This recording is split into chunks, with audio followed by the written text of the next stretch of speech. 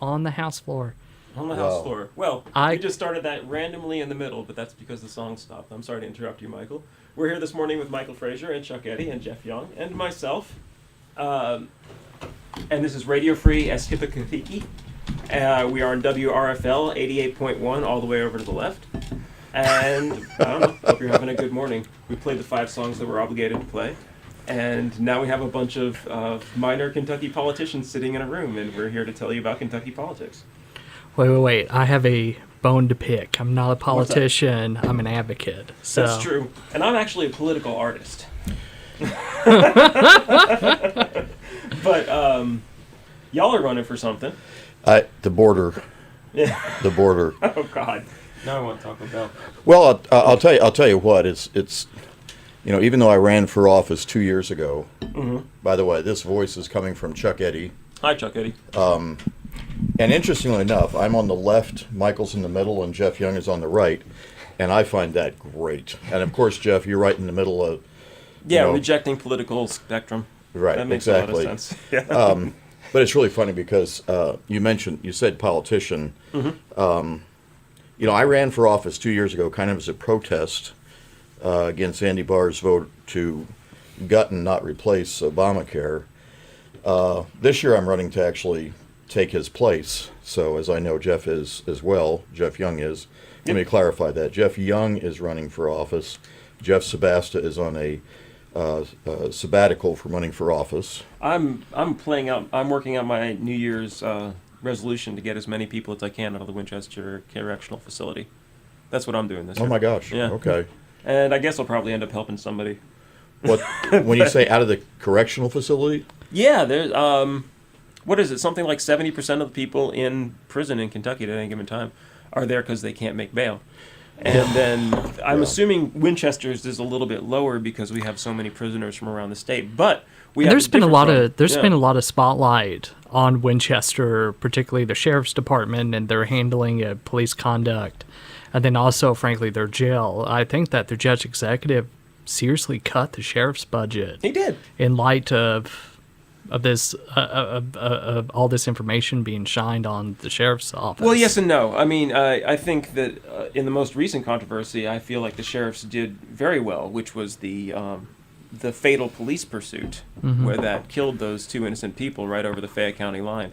They told the sheriff's deputies to stop chasing that guy, and it was actually a Winchester Police Department officer that decided that, no, we got to keep driving 8 miles into Fayette County at 100 miles an hour until we finally cause a tragedy. Mm-hmm. So, no arguments with the sheriff on that. And also stand up for the jailer because he's dealing with an impossible situation. But yeah, Winchester or the Clark County Correctional Facility is going to be $700,000 over budget this year in a county of 26,000 people.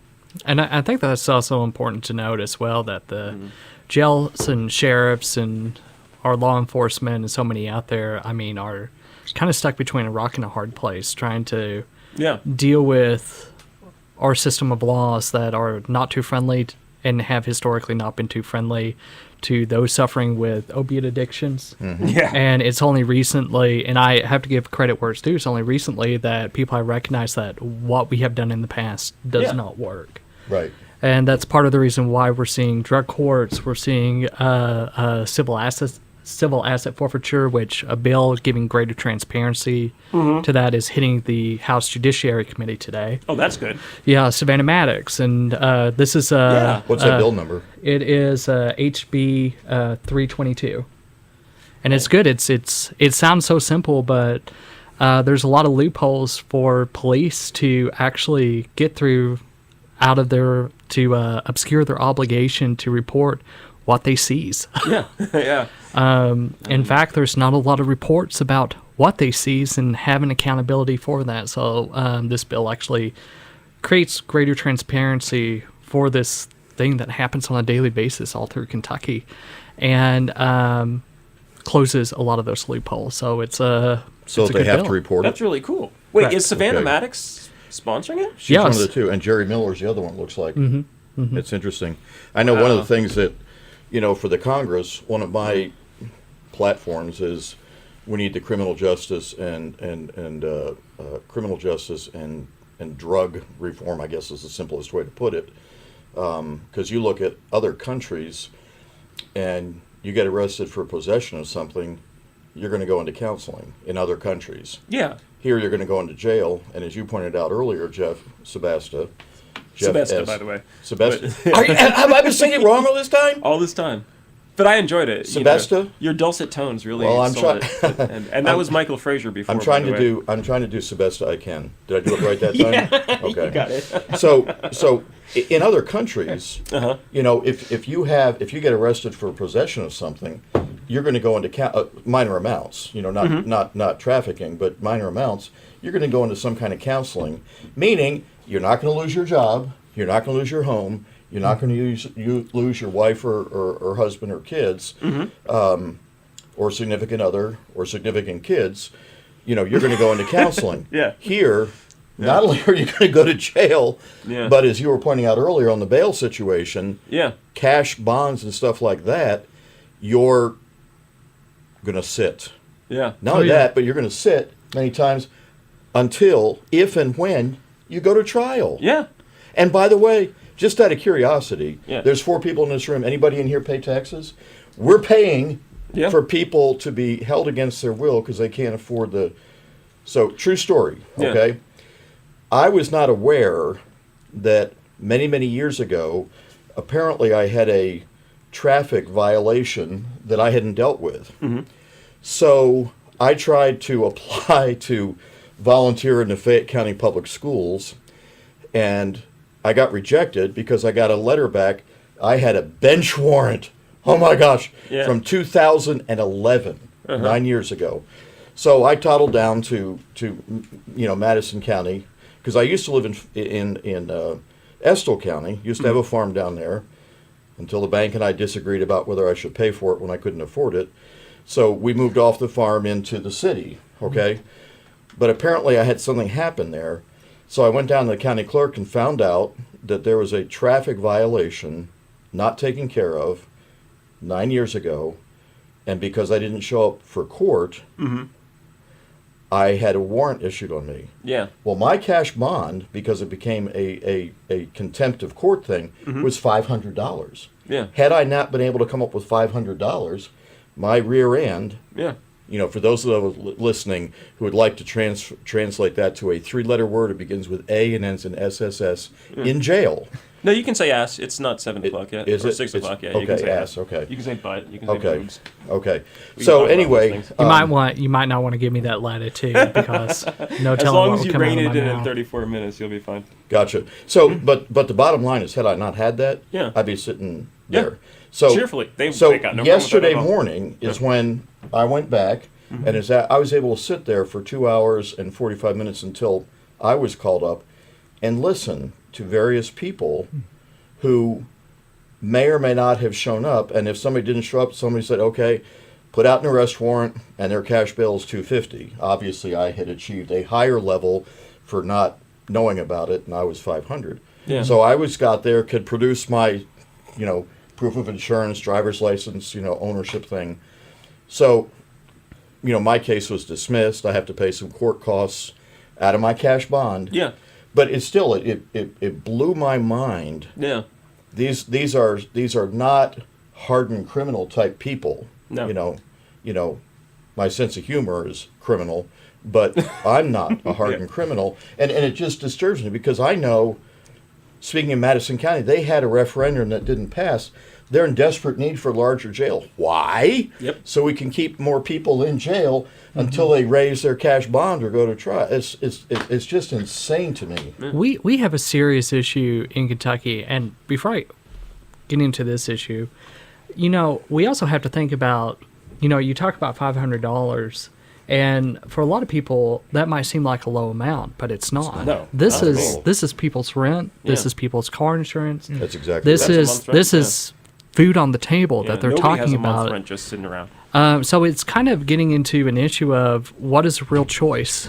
Yeah. Frankly, when you're making people, everyday Kentuckians, make a choice between providing food on the table or going to court costs and paying those things. I'm not trying to absolve what they do, but we also have to take a serious look at the choices or the false choices that we're making real people make every day. Well, just to point out, but if you're talking about bail and court costs from bail, it has nothing to do with whether they're guilty or not. That's Exactly. entirely before Exactly. that. That's before they even see the judge. So whether or not they did whatever they did is not even a factor. It's not Right. even an issue. At that moment, they're as innocent as anybody. And I think it was a recent article in the Carrier Journal a few weeks ago that discussed the many nonviolent offenders in jail currently. Oh gosh, yeah. I think it was 75% of 70. those. Well, in- yeah, you're getting conflicting statistics. That's why I'm trying to get the straight numbers on Clark County, because Clark County is a historical center of incarceration in Kentucky, going back 200 odd years. You know, it's. I mean, Well, all in the area. yeah. You know, I'm from right next door in Powell County, Yep. and you have jails all across the region that's becoming these profit centers for the counties. Yeah. And But it's what not I that profitable if it's bankrupting Madison County, if it's bankrupting Clark County. right. If all these people are getting bankrupted in it, how profitable is it really? Like, if it's our taxes that are paying for this, and it's you're this- robbing Peter to pay Paul. And it's this old mentality of what the jails are and these outworn dogmas of the past coming to light, saying that, okay, we can just convict more people, throw them Yeah. in jail, and profit from them. And reflexive. And we're seeing it. Yeah, We're and still I- seeing it. But Yeah. I think that the counties really need to watch this and take this seriously, especially as our General Assembly is looking to put more of the tax burden on the counties. Right. I think that they're going to Yeah. naively look to their jails as a way for profit revenues because they can't get money out of people that already don't have money. Yep. So what's the next source of revenue? As far Civil as they're asset concerned, forfeiture. That's Yeah. for one thing, selling off and auctioning off county goods. And then also incarceration and tax money from that. Do you really think they are that cynical to see civil asset forfeiture as a source of income? I mean, it's just hard for me to imagine any human being being quite that cynical, but I'm sure they are. I have my Yeah. opinions about that. There's been, you have civil asset forfeiture and criminal asset forfeiture, and you have seen abuses on both sides, including one story from a police division that apparently waited to bust a criminal drug defendant because they wanted to make sure that they had a security system, went in and busted this criminal drug defendant, and now that the security system is now part of their police outlook. Oh my God. So, I We mean, don't need you have, transparency on that. We need to shut that down entirely. I mean, you have things like this in abusive practices that come out. That's one reason why transparency is highly needed.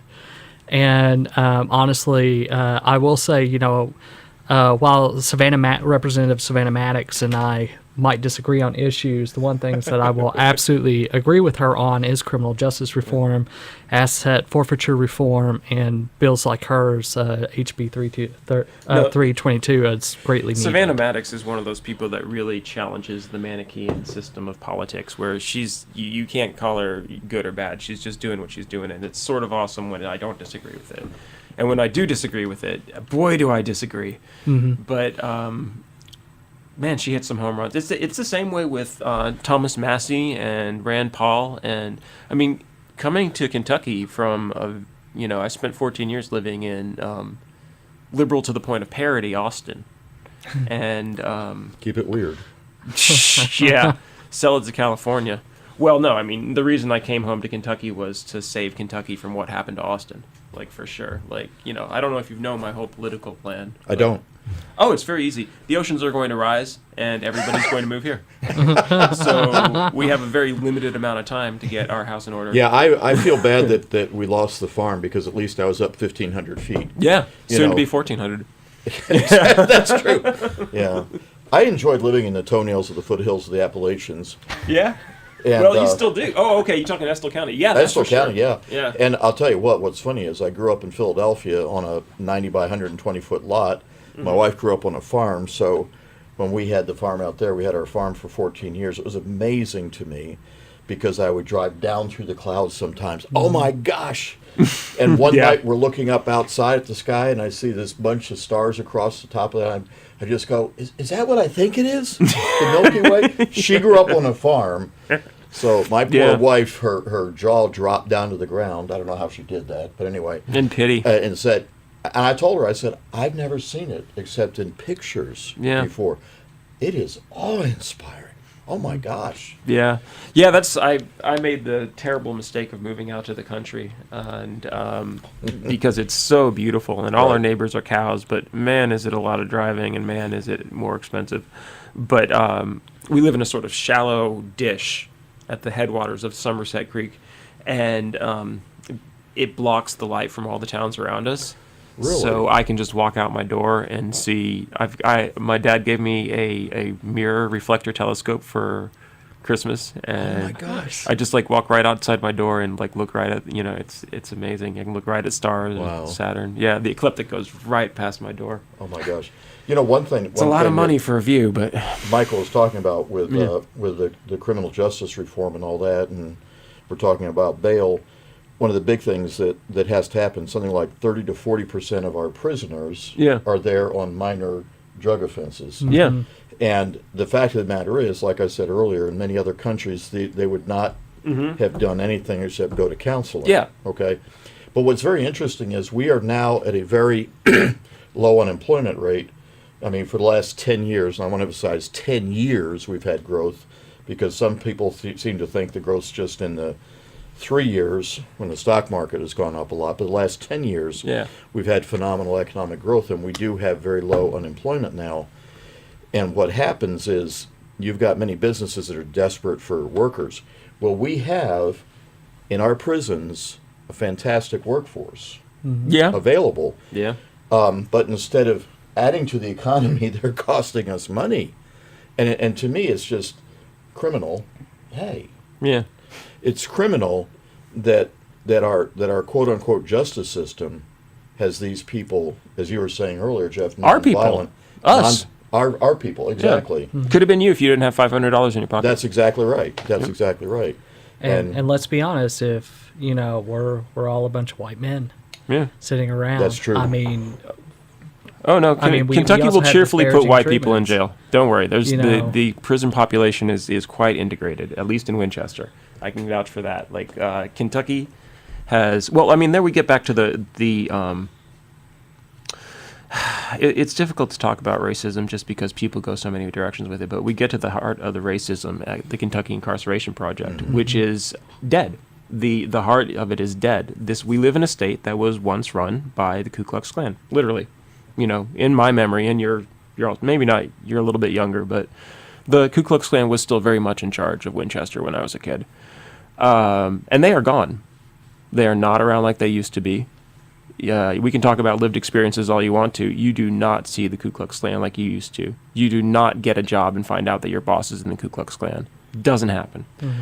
So Kentucky's over-incarceration, which is certainly centralized in Winchester historically, I mean, all the way back to 1745, which is what our show's named after. Not the prison, but the town.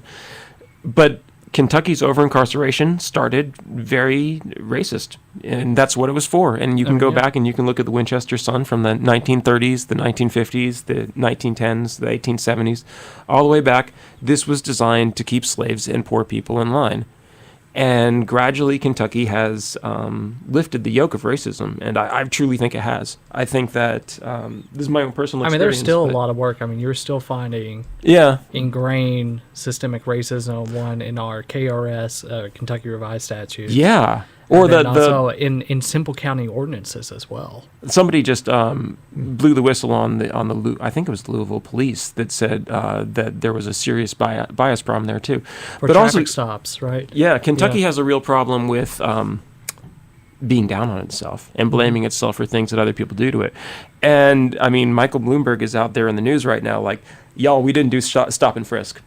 That was the most racist thing that ever happened, and it is a freaking joke that Democrats could pretend to care about racism for years and then stand up behind Michael Bloomberg, because that was openly, explicitly racist. And when people called him on it, he would go on the radio and say, "Yeehaw, more racism, bang bang." Like the guy had no problem with that. This state is not racist like Arizona. This state is not racist like the border of Texas. This state is not racist like what they do to the reservations.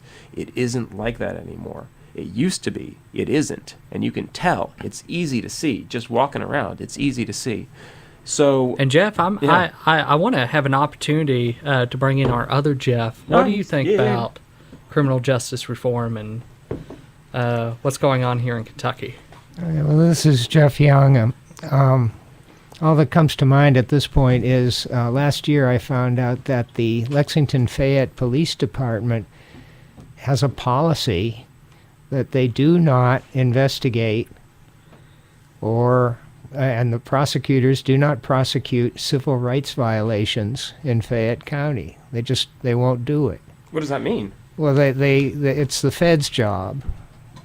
That's all. That's all I have to say at this Feds don't point. care. But yeah, it's quite strange because Kentucky's laws against discrimination, the Kentucky Constitution is parallel to the federal Constitution, and there's no legal reason why the Fayette County Police, and it may be common across the Commonwealth, that they do not, they leave it up to the federal government to investigate and prosecute civil rights violations. They won't That's just do saying it. they're not going to do it. I think that's our, like the federal government's not going to do anything. I think our Attorney General also has the ability to look at. Yeah, special prosecutions Yeah. in the Attorney General's office, and I don't know how often that happens. It might. I don't know. Nobody knows what Daniel Cameron's going to do. It's a surprise. It's going to be a surprise to everybody. Well, I think it's new. He's new to the office, and like us all, we're trying to figure out what path he's going to go on.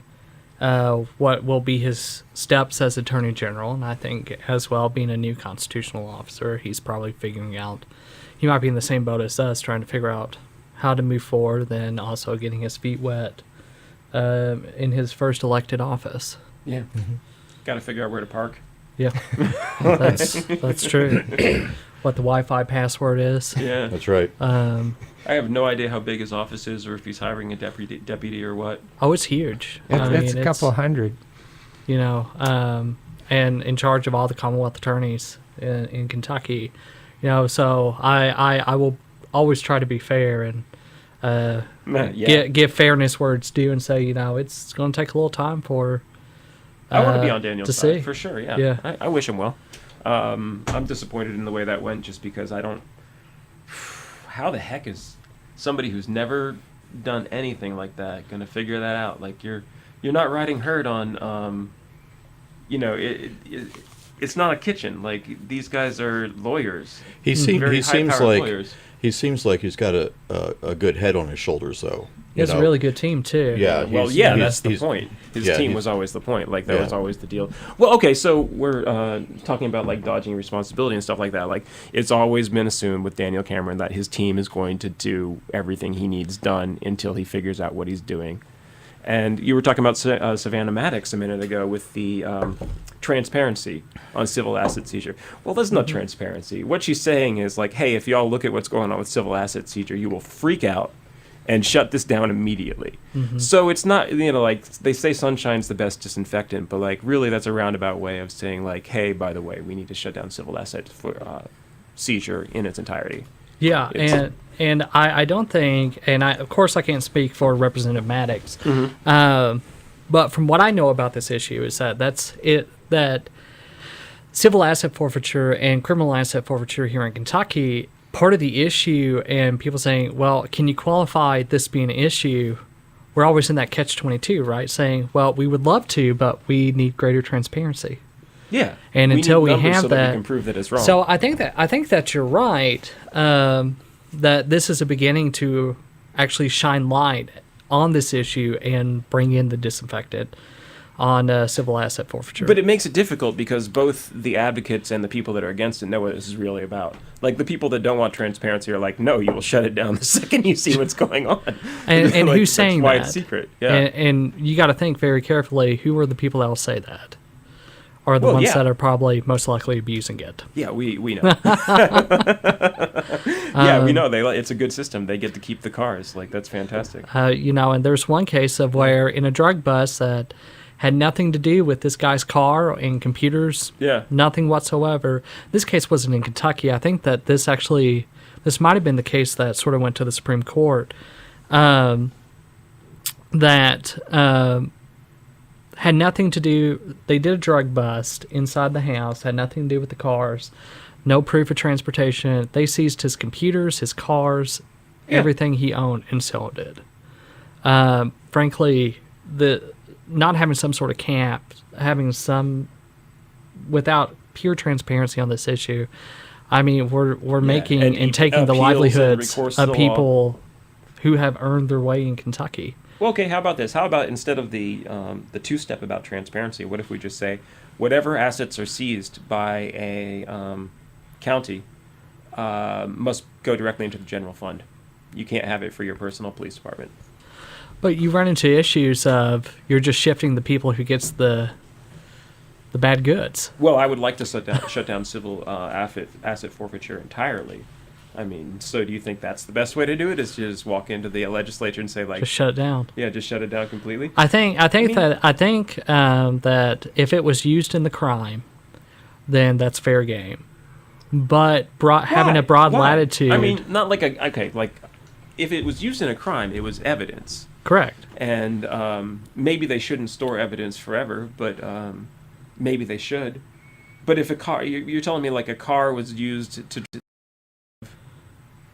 like somebody borrows their grandmother's car and then goes and commits a crime, and their grandmother loses their car, that makes absolutely zero sense. And you're right, and that's part of the abuse that comes into it. Yeah. And I think that that's what everybody's trying to suss out is what are the limitations and how to define this where that we can actively preserve evidence. And I think that we already have that without going into the abuses of your example of somebody taking their grandma's car and coincidentally they went to their drug dealer's house and it happened to be there. Well, we should And actually seized say, it. like, actually preserving evidence is a big deal, and it takes a lot of effort. Like, we were talking to But a lot of this stuff isn't evidence, you know? No, but And what was that's- his name? Weathersby, the Lexington police officer who was telling us how much data storage they need for their body cams. Like, the body cam storage, like, if you think about the amount of data that's created Right. by that, like, you're building up gigabytes, terabytes a day. I mean, to the point where actually storing it is, even in the digital age, like it's a little bit of a challenge. It costs money and it costs maintenance, and you need an IT staff to do it.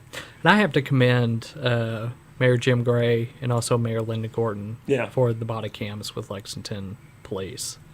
Yeah, I mean, that's something that has not only been a great light for public transparency, but also as a way to keep an eye on our police officers as well and ensure basic protections of liability on them, almost kind of watching out for each other. You know, they say that good fences make good neighbors. yeah, You know, if I'm a police officer, I want that protection as well. yeah. You know, not just the innocent bystander or the perp, whoever it is needs the protection, but I want the protection too, so that I can't get later on accused of something I didn't do. I did not hit that person, and here's my proof. See, I think that's okay. Getting to the larger problem, but like the police have a stressful job. It's not a dangerous job. The statistics are very clear. Like being a lumberjack or just being an ordinary black person can be way more dangerous than being a cop, for sure. But it's a stressful job. You got to deal with really stressful stuff, and people have expectations, and you've got this camera on you all the time. I mean, like you're literally carrying a camera everywhere. I don't think there should be part-time police. I mean, I don't think there should be full-time police. I think it should be a part-time job. I think we should, you know, for whatever it's worth, like double the police force if we have to. But I don't think you should be able to work overtime as a police officer, because once you get, I mean, like we know a huge part of the problem is the culture, and people get sunk into thinking of themselves as above the law, and everybody else is a drone. Anyway, that's one of my. I don't see.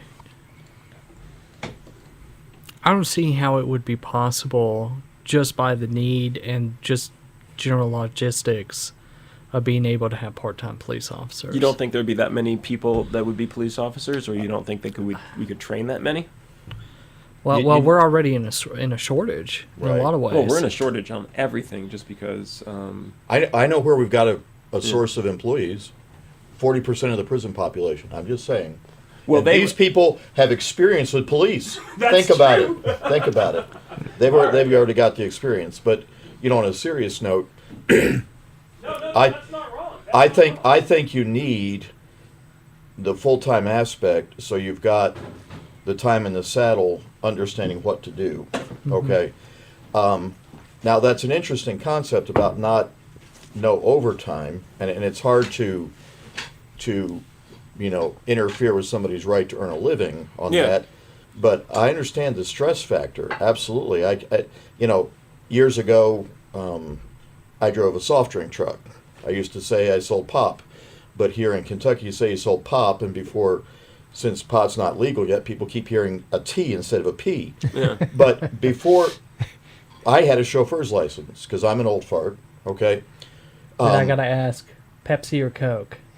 you name it, I worked for all of them. Okay. You were for L8. Okay. I worked for L8, Oh. and L8's L8 is my favorite regular beverage, and Diet Dr Pepper is my favorite diet beverage. I think we digressed there, but anyway. It's all right. But my point is, I drove a soft drink truck, and I worked 60, 70 hours a week. Mm-hmm. I could do that legally because there was no restrictions like there is today with CDL. My Mm-hmm. niece drives over the road. She's strictly controlled in terms of how many hours she can work, how many she has to be off. So you think about it. I'm out there delivering soft drinks until 9, 10, 11, 12 o'clock. The latest time I got back into my plant was 1 a.m. You think about how safe I was driving at that time. Okay, so let's take that off of the road and into police action. Yeah. The person who's working overtime, his 60th or 70th, her 60th or 70th hour, how safe is she? How is their reaction time? How is their decision making process? temper. The temper. Yeah. I don't know, but that lady cop who shot and killed the guy when she walked into his apartment down in Texas. Yeah. Yeah. Had she been working a bunch of hours? I don't know. But all I'm saying is that reduces it happens, yeah. the decision-making process. Well, I mean, a large part of the problem is that the police and the justice system don't understand how terrifying they are. They just don't get it. You can tell them to their face, and they still don't get it. What's his name? Josh Hicks. Well, here in Kentucky, Yeah. they're called peace officers. Yeah. I wish we could get I- Officer Billy back. And let me be clear, I don't want this to be a police bashing session because this is, these are individuals usually who we go. range into the CIA too, but Well, yeah. No, the two major you themes know- of this show so far have been Kentucky over imprisonment and problems with the CIA. Well, these are people who have to deal with things that none of us here can imagine. No, that's Right. not true. I can imagine it quite easily. I've done their job. I've done things very much like it. That's why I value the police for certain things, and I do not value them for others. That's why. But anyway, please. But I do You were- think- you were in I do police think or you're- security thing? No, Todd? I went around. It's hard to explain. I was part of an intentional community where I did policing actions, and that's how I found out that domestic disturbances definitely, like when you have a husband and a wife who have been hitting each other, that is actually a job for the police. That's where the police really, and no one, no matter how anti-police they are, can really dispute that. That's Right. a place where you have to have a outside, rational, principled authority that's just going to pull people apart because friends and family members can't intervene in such a situation without making it worse. It's just not possible. But that gets back to the name. Yeah. They're called, and I think you're right. They're called here technically peace officers. Yeah. That's not what I see them as. No. And I think that gets into your point Yeah. that a lot of people don't view them as, they see them as more adversarial, more Predatory. yeah. That's a good way to put it. Instead of actually somebody to actually help resolve a conflict. Yeah. And that, Yeah, when that you was have their giant intention movements as well. of don't call the cops, never call the cops. Yeah, it's and I mean like it hurts their feelings. Like one time I was in Austin, and we went for a walk with my dog, We went into this park that we didn't know was technically private, but we thought it was public. So we went in there. It was night, and we turn around, and there's this guy shining flashlight on us, and we turn around, and there's a cop, and he says, "What are y'all doing in here?" And my dog, thinking nothing of it, just jumps out of our hands and runs right at the dog. And my wife and I just started screaming and begging at the same time, like, "Don't kill our dog! Don't kill our dog! Don't kill our dog!" And the cop was just, like, so sad. He was like, "I'm not going to kill your dog." I felt so bad for him. That's a real risk. If you have a dog and you see a cop, you know your dog can die. And that, I mean, they don't understand how scary and how dangerous they are to the rest of us, that we risk everything just talking to cops, talking about cops. It's dangerous. And I think that are finally realizing our actions of militarizing our police. Right. Yeah. I mean, for goodness sake, I think that this is still true. They might have got rid of it, but Powell County at one point had an armored vehicle. Yeah. Which is just they're to be fair and give their side of the story is that they need it for when that there's huge amount of snow and things like that. I'm sorry, what amount of snow that a Dodge or an F-150 can't go through at that point, and at that point you're risking the lives of the officers. But you know, we have, and that's a light example, let me say that, but giving police officers SWAT gear and making them almost an extension, basically city military. You know, people are scared about that. Just making them walk around with a utility belt with like 17 different things on it actually absolutely affects the way that they interact with the people around them. So I think that, you know, so many people ask, well, what about the perception? What about the perception? I think it's only recently that we're finally realizing the perception of what we have done out of fear-mongering, fear tactics. Of course, post 9/11, I mean, let's be honest, we went into a spiral. We put molecules of safety, dogmas of saying that this is how we're going to be safe. At the time, it's hard to judge because we were all scared shitless. But now looking back, I think that we're finally realizing the error of what we have done, and that we finally need to backtrack a little bit. Yeah, the Patriot Act. Awful. Yeah, I'm really sad to see that reauthorized so often. NSA as well. Well, security theater is addictive, you know, because it doesn't affect anything. It's the tiger charm fallacy.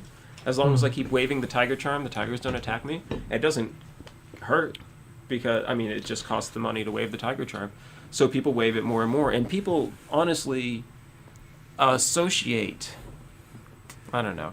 A lot of it comes down to a lot of Kentuckians just don't like other Kentuckians and think that other Kentuckians belong in jail. And that's a huge part of the problem.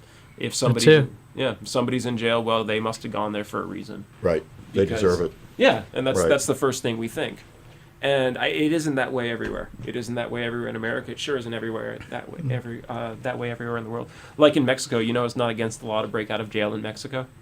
Are you kidding? No, because Wow. if you're in jail, it stands to reason you don't want to be. So what you're saying is, El Chapo, when he dug a tunnel, was perfectly fine. He wasn't breaking the law to do that. There might have been zoning violations. Wow. Well, you know, he was hoping to dig up some dirt on the police, I think is what it was. Yeah. Well, no expert on Mexican law. Sorry. Got Sorry, the pun. Michael. Double pun. I need to get more coffee. You all talk among yourselves for a second. Gotcha.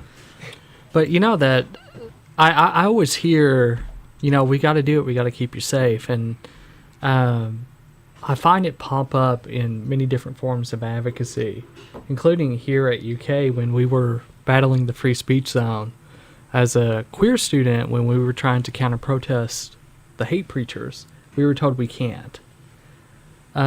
It's not because they disagreed with our message; they wanted to keep us safe.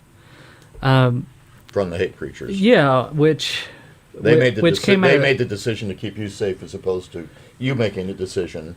about actually going out. Exactly. Right. So, Well, what was the concern that a riot would occur? I think speculation and that a riot, and then also just passing out. I was part of what used to be the outsource here, and then also the Gay Straight Alliance when it was called that. And we wanted to pass out papers, flyers, handbills for our group, and we were told it might not be in our best interest to do it because of safety concerns. So I think that we have used and developed this word safety to go above and beyond from what it actually means to actually Right. not only censor, but as a way to almost prime people to say, oh, there might be a threat, especially after post 9/11, to actually try to diminish what people are doing and almost kind of willingly Yeah, it's like it's give an excuse. over It's different an civil excuse. rights. Yeah. It's it's shutting everything down. A lot of it is also over insurance, but the human impulse to not let other people do things because of nonsense about safety, goes back at least to the Babylonians. By the way, this is 88.1 WRFL all the way to the left, and although that doesn't describe us politically necessarily, and this is now, we are no longer allowed to say bad words, y'all. Wait, we still have 2 minutes. Do we have a list of them? Yeah. You got 2 minutes. You want to read it? No, we're good. We're Oh, good. and I'm supposed to read this. Okay, so UK's Big Blue Pantry serves UK students facing hunger or food insecurity. Any UK student with a valid ID is eligible to receive non-perishable goods from the pantry. The pantry also welcomes donations from the community and is open 5 days a week. They are located in the basement of Whitehall Classroom Building next to the post office. For more information on donations, hours, and how to get involved, visit ukcco.org/Big Blue Pantry or email bigbluepantry@gmail.com. In any case, so there was a article that I wanted to read. Let me see if I can get the... I'm just going to have to talk loud. But one of the things I wanted to talk about, because I had you all here, was what makes people part of different parties, because we have No. a wide disparity of political preferences in this room. I'm smiling right now because Are you- I feel personally attacked. Well, how would people describe you? You're like me. You're a libertarian adjacent Democrat, right? Depends what issue and who I'm talking totally. with. Well, that's why I say adjacent. You know, And that's so profound what you just said. The issues. Yeah. I call myself a moderate Republican, which in my case means I'm fiscally fairly conservative, socially fairly liberal. So you add the two together and you end up with a moderate. It's a math problem. yeah. I guess if you Yeah. want to see it that way, yeah. But with moderate, I would like to identify myself as that too, and I really I'll let try you. to look at I'll let you. the issues, but I feel like on the political, and I know this might actually be brought up in your article, perhaps, Yeah. but I feel like that the parties won't allow you to be a moderate anymore. That there are fractions in the parties that Oh, yes. says that this is something that is Yeah. intangible, no longer accepted. Well, You're what sitting is on the moderate? fence. I just You have to make a decision. I mean, a lot of people consider me politically moderate, but they're insane. I'm one of the least moderate people I know in every direction. It's just that that people have this idea of some sort of magical positional spectrum in their head, where Right. if you just turn the wheel one way, you end up on one side or the other, and it isn't so. There's foundational differences between the conservative and the libertarian, the liberal viewpoint. There's fundamental brain architecture differences. yeah. And they don't have, but the thing about Democrat and Republican is they are inadequate masks to cover liberal and conservative tendencies, and right now they're falling apart. Which is why I want to read this article, because I bet you didn't guess what article I was going to read. So, a bill to ban physical discipline of students in Kentucky passed the state house on Friday, but not before one legislator recounted being paddled by another legislator Oh, while goodness. he was in school. House Bill 22 would ban employees and athletic coaches of public and private schools from the deliberate infliction of severe physical pain on a student, including paddling, striking, shaking, or spanking, with the intent to punish or discipline. And this is a wonderful thing. My wife is over the moon about this. My wife is very anti-spanking. I went to public school in Kentucky. I was actually spanked a couple times. Once as part of a During school? Yeah, during school. One time I and a friend and another friend were put through a show trial and show spanked to get back at my mother, who was volunteering at the school, and the principal was mad at her. Oh my God. So you can factor that into my general anti-authoritarianism. There is so Yeah. much that we could process through with that. But in this case, Knowing you, we would understand though that they might, yeah. try to do that as a way of correcting your mother for how you were raised. And well, well, I homeschool, so it definitely got the message across. Okay, but speaking in favor of the bill, Representative Kevin Bratcher, Republican from Louisville, recounted an incident from his days at Pleasure Ridge Park High School when he was paddled by his principal, fellow Louisville State Representative Charles Miller, a Democrat. This is what Bratcher says. When I was a young man at PRP High School, I believe it was my sophomore year, me and some baseball team members thought it would be a good idea to go sneak out and chew tobacco behind the new gym, Bratcher said. And we got busted by the gentleman from Jefferson District 28, and he paddled us. All the paddling did was make us set up a guardsman the next time we did it, so it didn't really curb the behavior. All right. So a lot of people that were commenting online about this obviously feel that spanking or not spanking is how you end up with people that don't agree with their politics.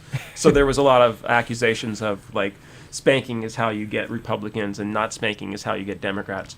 Well, I think the argument that spanking is how you get Republicans actually has some evidence here.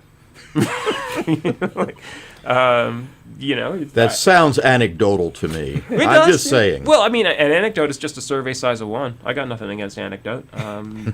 That's how you get data, is you assemble anecdotes. So yeah, we could do a more. There's a demographic fact that I generally try to be quiet about, which is that the majority of the Republicans in Kentucky are Generation X, and they are by far the biggest group in the Republican Party. Not boomers, not millennials. And that makes perfect sense to me. It's part of Generation X because, in Kentucky, you sure raised a generation of people who believed in nothing. And then you gave us a bunch of pills and killed off everybody who was sort of artsy-fartsy. So, what you're left with is a whole bunch of conservatives. And that's the way it's going to be. That is not changing. You're not getting that out of the system anytime soon. They are going to be Republican until they die.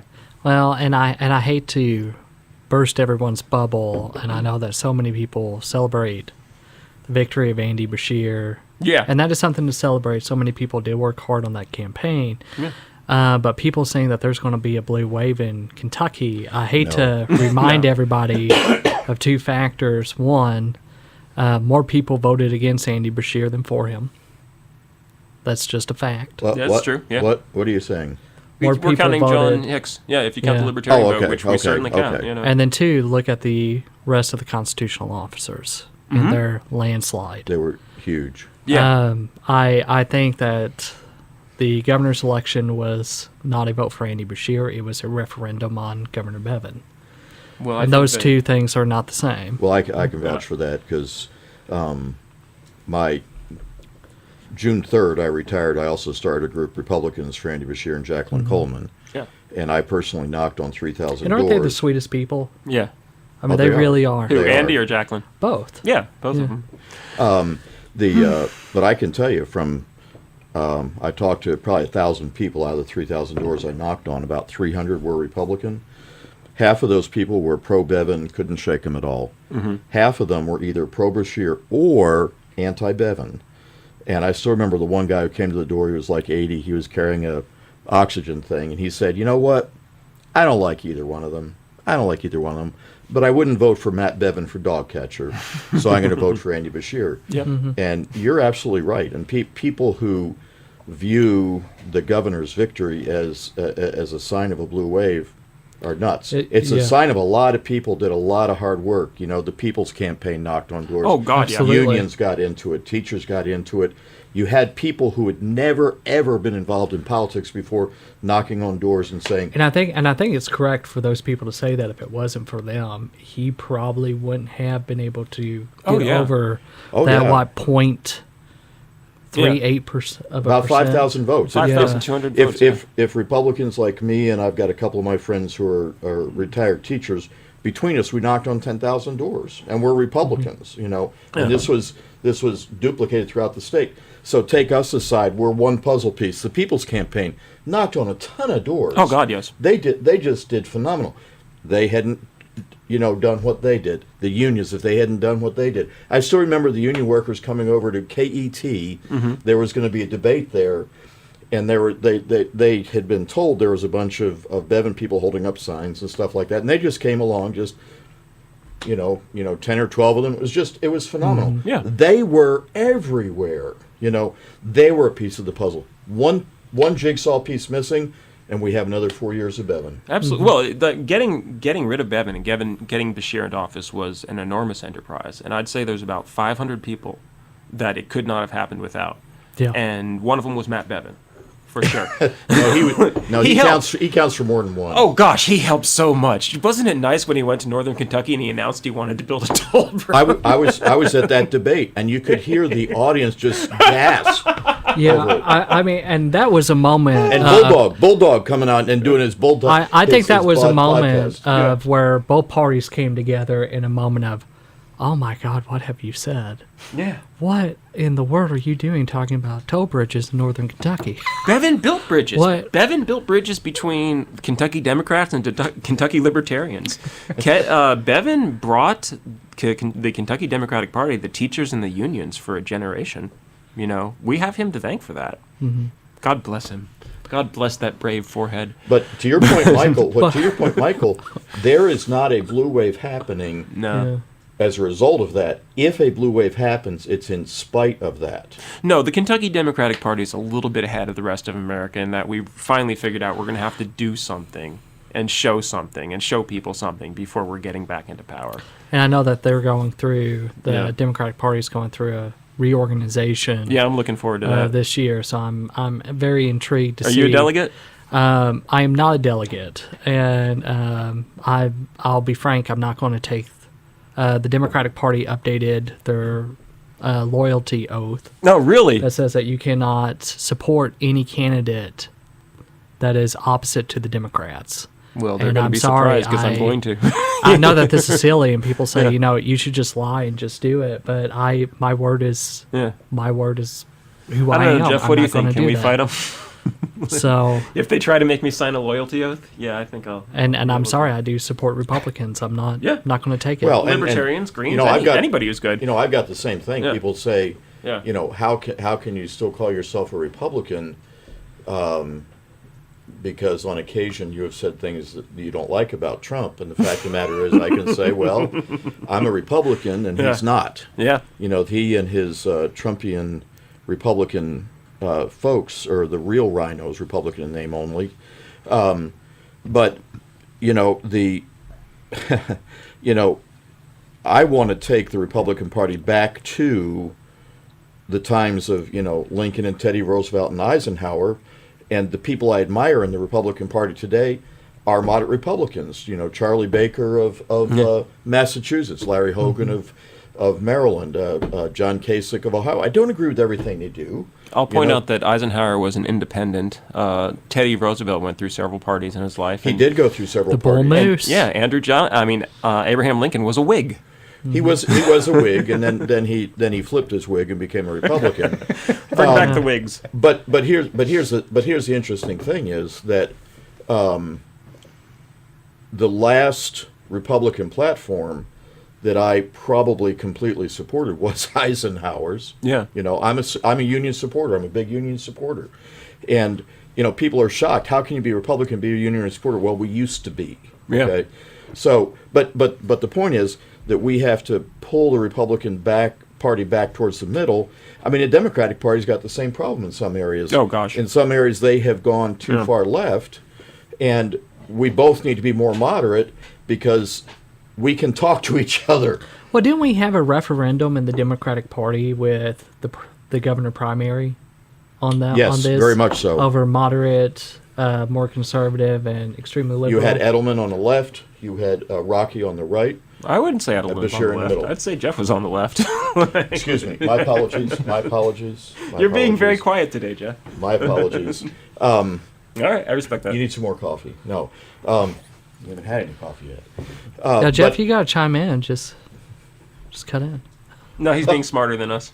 Oh, I'm perfectly. I know. Just writing down everything I say, and I'll hear about it later. Well, that's why we Thank you. record it. But then who will we tell? But yeah, getting to your point Yeah. about that, there's just going to be more Republicans. Currently there are more registered Democrats than Republicans, but you are seeing a mass exodus. It's shrinking. And I think that's honestly here in Kentucky we have that particular problem of. Well, I'm not going to call it a problem, but you have that particular dynamic of yellow dog Democrats that are probably, when you ask them about their views, they're actually more Republican. yeah, But you are finding them make that jump. I think that we're going to see a mass transition. But something that I think that the Republicans are going to have to deal with is they're going to have an issue crisis. They went through it with the Tea Party Republicans once and figured it out to a degree. I think Trump is an outlier. I don't think that that's the norm. And then no, I don't think that I don't think that the Republican Party is necessarily going to Trumpism. But no, me neither. with the Democrats, they're going through an issue-based crisis that they're trying to desperately figure out, especially here in Kentucky. But Republicans will probably hit it within the next 5 years. You have to look, and the one thing I always point to is about LGBT equality. Yeah, A majority of Republicans from 17 to 50 currently support same-sex marriage, support gender identity and gender expression. This was by a Pew poll, maybe released 2 years ago. There's another conflicting report, just to disclose, that says that some of the younger ones are taking more conservative social issues. But the vast majority of other polls and also studies and research behind this are actually showing Republicans are quickly becoming more liberal, if you will, on social policy. no, I think the liberal Republicans is roaring back. So I mean, if we don't, so I think that we have to recognize that if the Republicans don't recognize that this is coming not in the distant future, but in the very near, I'm talking about within the next few years, because a certain generation is currently dying out, they're going to have to address it. And if not, they're going to be in the same state as the Democratic Party that is today. People who are my age, who are still who are gay marriage friendly. I performed the ceremony for my niece when she married her wife, and that's before it was legal. Just for the constitutional officers paying attention. I'm very gay ally, whatever you want to call me. But a lot of people my age who are Republican are not. So my moderate Republicanism as being my age is not necessarily all that common. But I understand exactly what you're saying about the younger.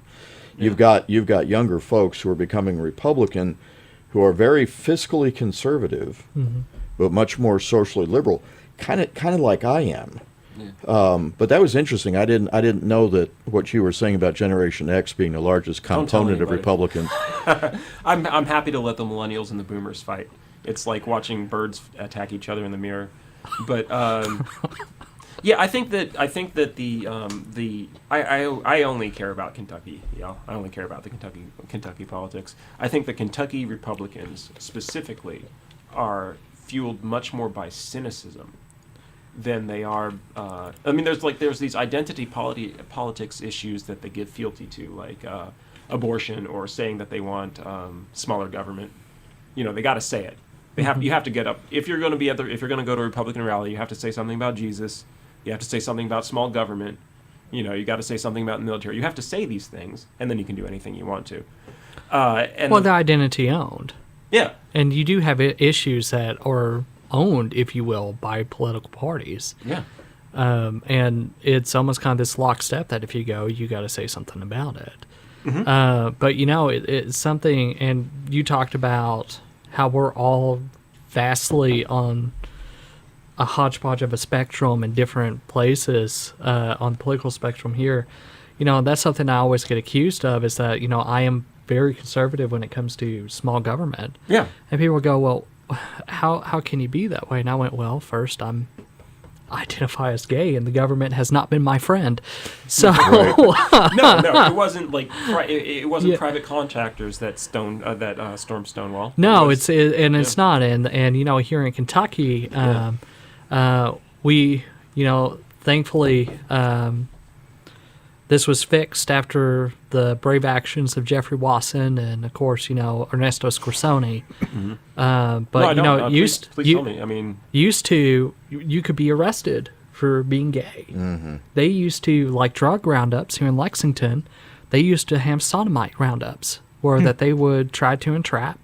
A police officer would go into safety of a gay bar, and that's where the community found refuge. Yeah. Were in these bars. That's the reason why gay bars, lesbian bars, queer bars are so important to our community. And they would come in and try to pick up people, and these people were not engaging in prostitution. They were not selling drugs. It's like any other bar. Hey, we had a good time. Would you like to spend more time with each other afterwards? And sure enough, they would be going and leaving out. Used to happen here on the pickup stop used to be here on Vine and Main Street. That used to be the circle for the officers to come up behind and give them a ticket for $500, up to 2 years in prison, just for being gay. Wow. Yeah. They used to round them up here at the bar complex. And that's what makes it so historical, because it was a refuge. The Fine Arts Library here at UK, and then I think Masterson Station Park. Wow. But this would happen from the 70s all the way up until the Kentucky Supreme Court ruled against it in 1992, 1993. Wow. And keep in mind, Jeff Wasson was one of 43 people rounded up. He was the only one that said, I'll fight it. yeah, That's courage. yeah. 10 years before the U.S. Supreme Court. No, you got to fight. So, when you look at those sort of things, people, and this gets onto my original point, they say, well, why aren't you for like expansion of administrative regulations? Why aren't you for expanding the government? I went, because that assumes that we don't live in a world of systemic X, Y, and Z, that we all have basic equality and we're seen as equal. And also, it protection of gives a individual rights. over-reliance upon the government, and the government has never been my friend. So Yeah. I have a natural distrust. No, I think there's more safety in individual rights than there are in government rights. For Absolutely. Sure. Especially because, governments have a bad habit of passing a regulation and calling it a law, which is another problem that everything goes back to problems with the court system. Yeah, that pesky administrative regulation state. Yeah, Yeah. absolutely. I mean, it's not just EOs. Like, Forest Service, like half the stuff that they say is against the law in Forest Service isn't against the law. It's just a regulation. They just passed it. But I have a view on the Democratic and Republican parties that I guess hasn't been expressed yet. I think on a lot of the most important issues that exist, war, spying on Americans, how the economy should be run, that the two parties, you really can't even tell them apart. yeah, I'm quoting Ralph Nader in 2000, who said, there's not a dime's worth of difference between the two major parties. yeah, he was right. So people focus on local issues, they focus on identity politics type issues, lifestyle, whatever, ideology, but when it's time to make the real decisions, will the United States go to war? Will we bail out the banks that fail? Or will we bail out the people? There's no difference. The two parties are both owned by our oligarchs. And you can see that right now in terms of Mike Bloomberg's candidacy for president. He's been a Republican forever. He switched parties and decided to buy the DNC, and he's having some success there. And he's buying a lot of local mayors to support him by just giving them grants, to do what they need to do in their city. Both parties are owned by the same people. Okay, hold on a second. Our billionaires, our oligarchs, and they have all the political influence anyone could want simply by spending a little bit of their money. So, I was kind of at sea during the discussion about all these issues you all were talking about, in relation to the two parties. I think that the ideologies of the two parties are mainly marketing. Which market segment do we want? What do we have to say in order to get them? But we really have only one dominant party in this country. It's the party of the rich, and it's the party of the military-industrial complex. Yeah, I agree in completely. my opinion. I think the government's how we protect ourselves from the rich. Hey, we have a caller, and I'm going to try very hard to put her on the air, which I've never done before, so it's going to take a second. So let's continue to talk about things by a second. But she says that she thinks Bernie Sanders is different from a Democrat. What do you all think? Well, let's hear what she says. Well, it's going to take me a you second, can. so you're going to have to... Oh, I see. Well, welcome, madam. Yeah. Welcome. Whenever you get here. Thanks for calling in. Melania Morgan. Well, thank you very much for calling, Melania Morgan. Okay, hey. There you are. Yeah, hey, all right. Jeff, can I borrow your microphone for a Yeah, second? yeah. No, I don't need headphones. Oh, go ahead. All right, so it's Ms. Morgan, right? Yes. Thank you very much for calling. So, what would you like to say, ma'am? Oh, just wanted to make a comment about the discussion that I've been listening to here this morning, and that there were several statements made about there's no difference between Democrats and Republicans, and I beg to differ. If you look at what Bernie Sanders, his policies and his plan for America is much much different than the other candidates, including all of the Republicans, especially on health care and social issues. Yeah. So if you want something different, and if you want more rights for everyone, and health care, then Bernie Sanders is the person, whether he's Democrat, Republican, or whatever the label, he is the person to do it. Yeah, and I got to say, I thank Michael Bloomberg for blowing the whole "he's not a real Democrat" argument out of the water. Maybe I don't want a real Democrat. Maybe I want Bernie Sanders. How about that, Democratic Party? And I mean, I agree. I think that we got to keep a little bit of focus on Kentucky in some ways, but the fact that Bernie Sanders was openly cheated in 2016 when, say what you will about the Republicans, they did their best to put their thumb on the scale. They did everything they could to discourage Trump, and at one point they just said, okay, this is what the voters want. And then the Democrats said, no, we're going to cheat. Yeah. And then this year, they sure look like they're amping up to do it again. Like, I think it's fair to say that the Democratic Party might commit suicide rather than let Bernie Sanders be the nominee. Yeah, I agree. Maybe there's more to that than we know. Yeah, I mean, maybe he's really a gray alien and they're trying to protect us. Yeah, maybe. Yeah. There might be more to that story, but yes, definitely. I was very disappointed in the Democratic Party in the last election because Bernie he did win the primaries, and then the superdelegate voted. It was stolen from top to bottom. It was a shameful display. So here's an opinion from another corner. As a moderate Republican, Is it really I am personally very much in favor of the of universal health care. How we get there is a challenge. I personally think that the Medicare for All thing and blowing up the entire system is a mistake. That's my opinion. I think we need to have a public private partnership to do that. So I disagree with Bernie on that, although it sounds like Ocasio-Cortez, which is not easy to say, but AOC has begun to say, well, maybe we need a transition.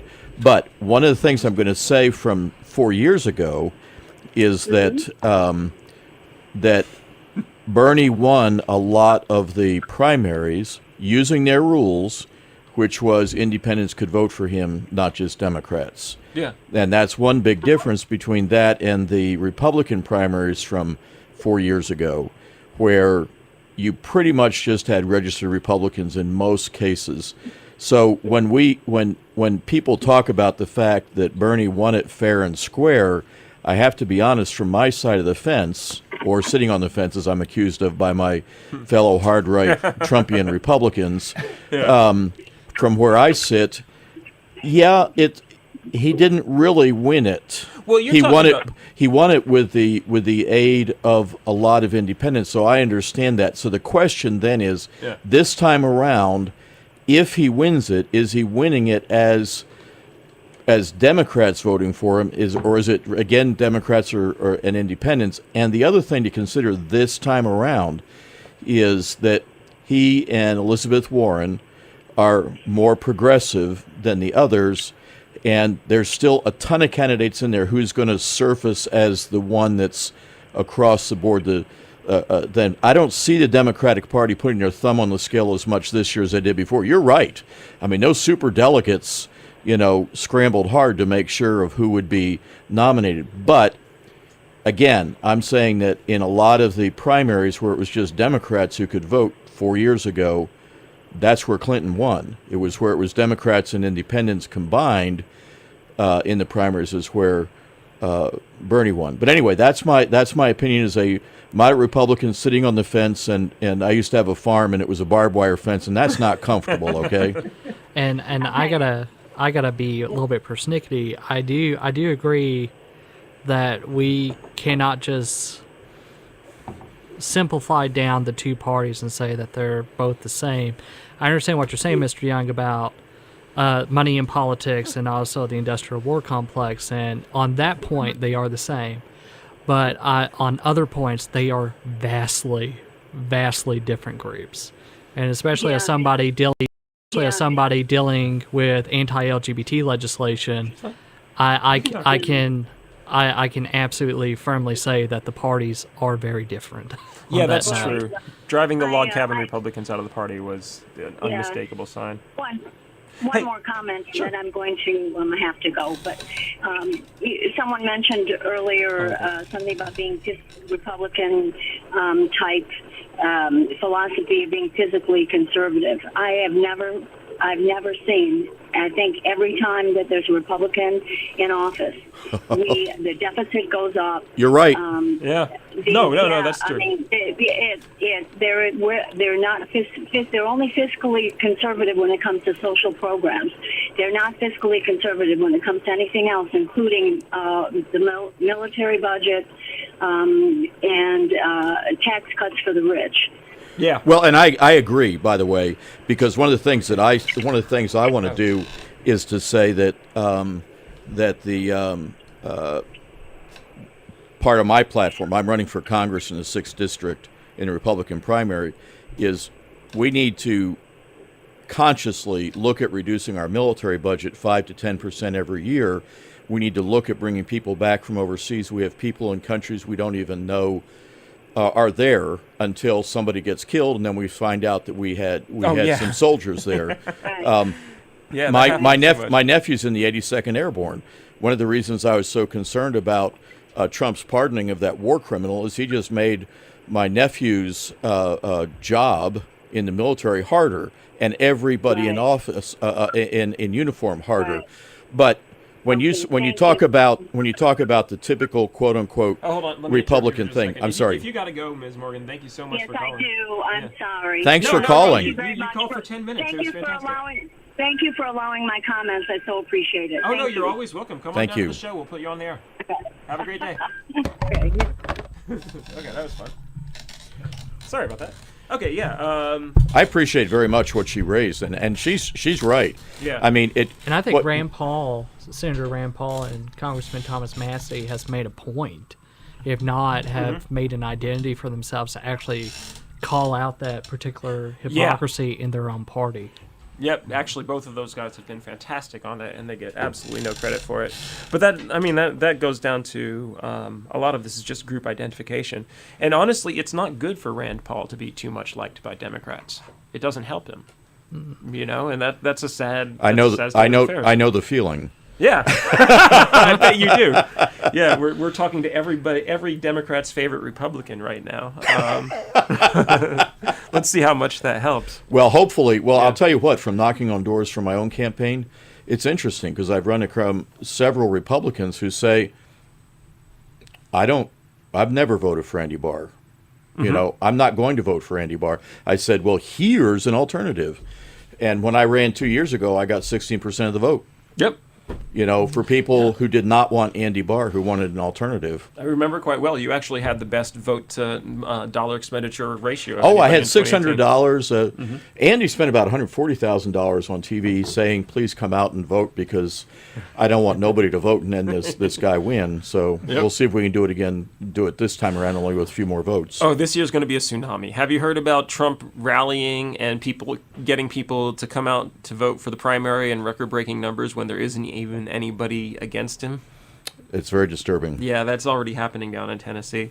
No, They're looking at Yeah. and in the last election, we looked at a 10-point margin, a 5 to 10-point margin for what's been deemed as dubbed as the Trump effect. Yeah. So already Democrats are already in the hole by 5 to 10 points. I saw one early release of a analysis that came out of, I think it was out of Massachusetts.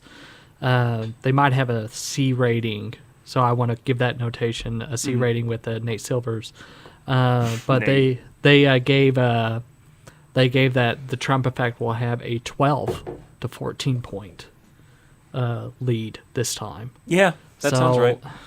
It's totally fair to say Kentucky Democrats are preparing for the apocalypse, and that's why it was so hard to get people to run on the Democratic side this year because nobody wants to run and lose.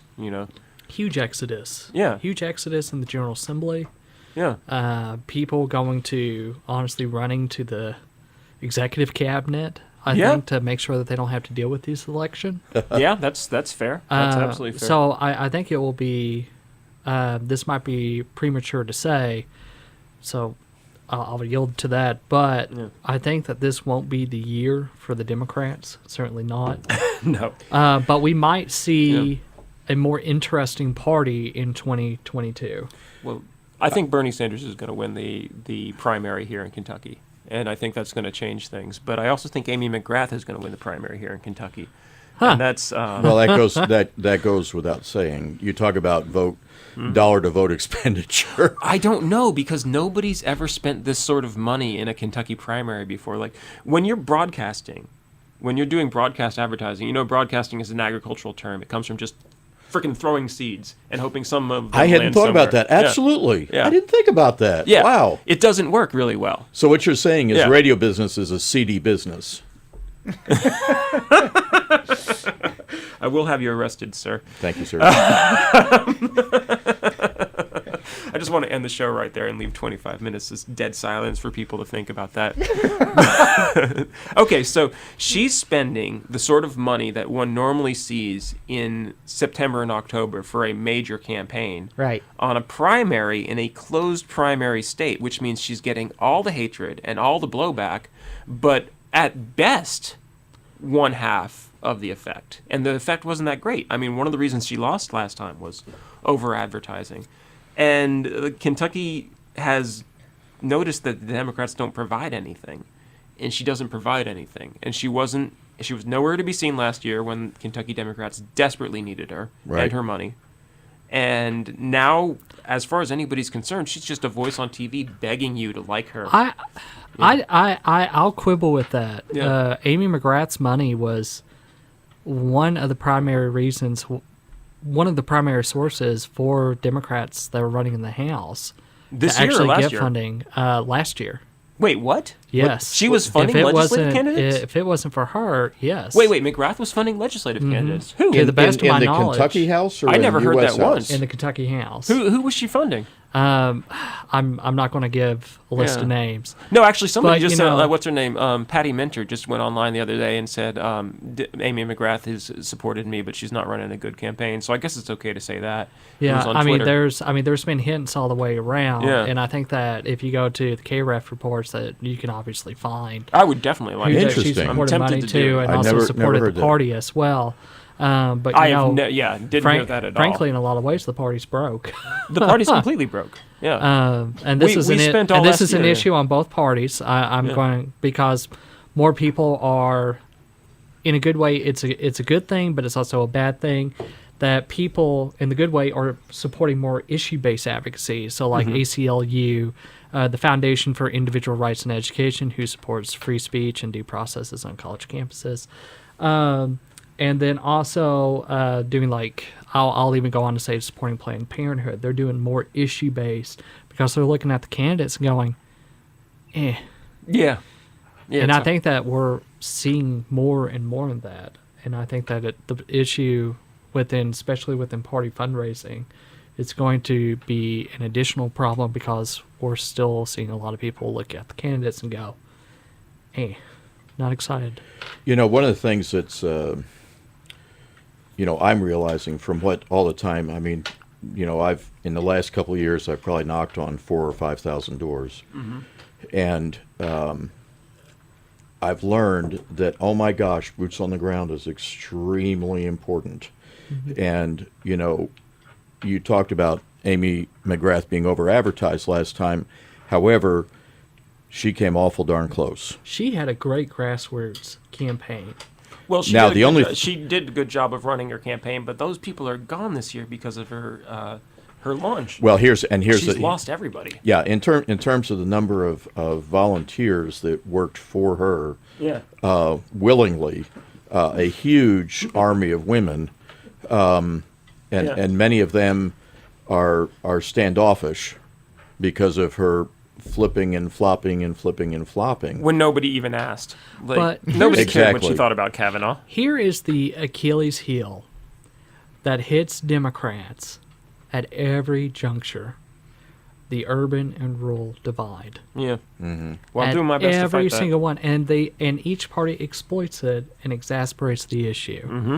And the one thing I will say about Amy McGrath, she did not understand, nor did her volunteers, in a lot of ways, and nor did the people that work for her campaign understand rural Kentucky. No, Bashir did. To a degree, and he learned. I will give credit to Governor Bashir. In his campaign, he realized that while usually it's a Democrat tactic to look at urban centers like Louisville, Lexington, and then college campuses to drive out votes, and that's kind of their designated place. He did at least recognize that, oh no, we are going to have to go out to rural Kentucky, henceforth Rocky Atkins, I think. Oh, gosh, yes. Yeah. That was a huge he's and a another very he's smart another move jigsaw when it comes piece. to that. Y'all, I wish we could have another hour, but actually we have to wrap this up so that we can start playing the music and do the emergency broadcast system. Good So heavens. everybody chime in with your closing thoughts, I believe. Geoff Young, why don't you go first? Yeah, good conversation. Thanks, folks. I'm worried. Michael? He's up to something. Yeah, and I'm happy to be here again at WRFL. This radio station and of course the University of Kentucky is something dear to my heart. The students here are very dear, and this is a point of student advocacy and student expression as well, to not only shine light upon the university but also give students a very good place to exercise and express their voice. So thanks for bringing me on in. I think that my major piece and takeaway I want to give the listeners is, follow your conscience, but also look at the issues. Strongly look at the issues and don't let the slogans get you down. And I agree with what you said, Michael. I think you need to look at the issues. I sure hope people are open to different candidates who have somewhat different views and whose label at the end of their name, remember, it's a moderate Republican not moderate Republican in capital letters, and that's why I'm running for Congress in the 6th District. The primary is May 19th, by the way. And for all you students out there who are registered Republicans, please consider me as an alternative to Mr. Congressman Andy Barr, because remember, I think I'm better than Barr, and that's because he sets a low bar. Anyway, I also want to apologize personally to Jeff Šebesta. I think you should invite Because- Congressman Barr to the show. I would I- love to. I try my best. When he was going to go down the mine with AOC, I tried so hard to get invited along for that. I tried so hard. Right. I sent them so many text messages. Anyway, But I was also going to finally say, and I want to apologize to Jeff Šebesta and the public for the endless puns. It's a disturbance. I have been psychoanalyzed and found lacking in that area. But thank you for having us this morning on 88.1, Jeff. someday science will find a cure. Yeah, 88.1 WRFL, all the way to the left. This has been Radio Free Eskippakithiki. I'm going to learn to pronounce the name of my show one of these days. Radio Free Eskippakithiki. Thank you for listening with Geoff Young, Michael Frazier, Chuck Eddy, and Jeff Šebesta. And I leave you with this thought. No doubt about it, if you live within a few miles of where one of these bombs strike, you'll die instantly.